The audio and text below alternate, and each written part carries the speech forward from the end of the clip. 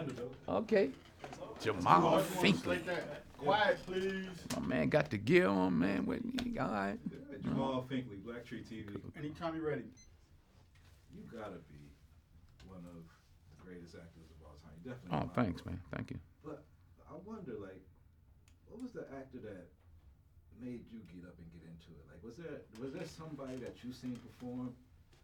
You know, I saw James Earl Jones do Oedipus the King at St. John the Divine Cathedral. I saw a Taxi Driver.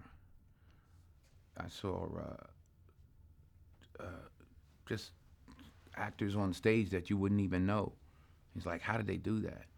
I'm still seeing people. I saw Mark Rylance, and I was inspired. You know, you find out that, yeah, maybe I can do that, and then you see those that really can do it. You know, I never wanted to be an actor, but ignorance is bliss. Yeah. You know. Would you have played basketball? I know you was playing. I played a little basketball. Look, I started rubbing my knees. Soon as that's interesting. It's psychosomatic. Yeah, I started playing a little basketball. I was all right. I'm from a great basketball town, Mount Vernon, New York. We had a lot of great players. I played a little football, but I didn't make the NFL. But my son did. Yeah. But you know, it worked out all right. It was something I read where you talked about your people from Mount Vernon and saying that, you know, like they've done like 40 years in the penitentiary. Mm-hmm. Mm-hmm. So, and you know, incarceration rates in America has been a problem, especially as opposed to minorities. And Roman delves into the issues around the legal system. Do you think we've made any headway? I think it's more important to make headway in our own house. By the time the system comes into play, the damage is done. They're not locking up 7-year-olds. Yeah. You know, I was in Chicago a couple of 3-4 weeks ago, and we saw these little kids on bikes with masks on the side of their head, like 5 or 6 of them.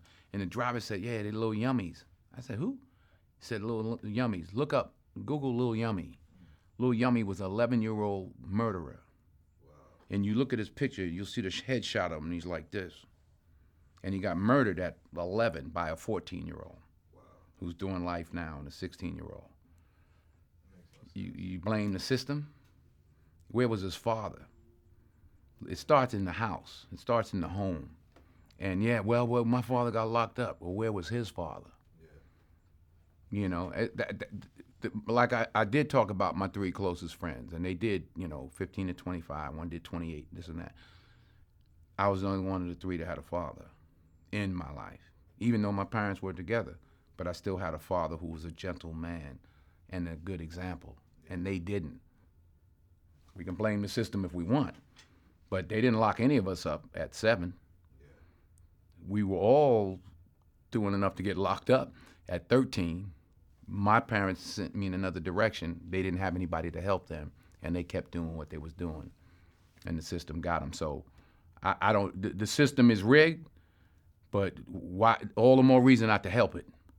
Speaking of fatherhood, Olivia, Malcolm, JD, all doing great things, and JD is now working with Spike. Right now, yeah. Black Klansman. Yeah. I want to know, like, do you have any advice for him on working with? We were Spike? talking this morning. We would talk for about an hour and a half this morning, and I'm proud of them all. My daughter's doing Shakespeare, Taming of the Shrew in Chicago. My other son is a AFI graduate, a Penn graduate, got a Morehouse graduate, an NYU graduate, a Yale graduate. You know, my wife did a great job. You know, but to answer your question, yeah, we you know, it's hard when you're a father. You know, I'm trying to stay out of it. But I'm his father. You know, but he asked me. You know, and I told him, I said, man, roll with Spike. Spike, I learned how to really improvise and flow with Spike. You know, we're on Mo Better Blues and all the rest of them, and he's learning that now, and so I'm proud of them all. Cool.